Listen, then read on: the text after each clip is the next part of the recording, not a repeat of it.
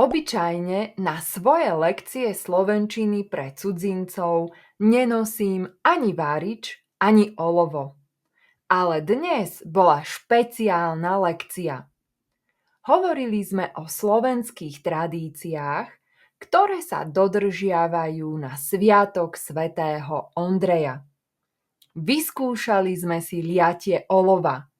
Je to starý slovenský zvyk, ktorý mal predpovedať profesiu budúceho manžela dievčat.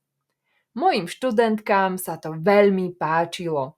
Každá z nich si domov odniesla svoju vlastnú olovenú formu.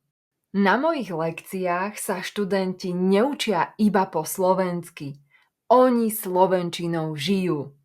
Chcete aj vy žiť slovenskou kultúrou a dozvedieť sa viac o svetoondrejských tradíciách?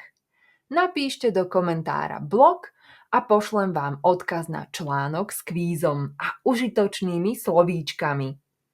Alebo si chcete preveriť počúvanie s porozumením? Napíšte video a pošlem vám odkaz na rozhovor o týchto tradíciách.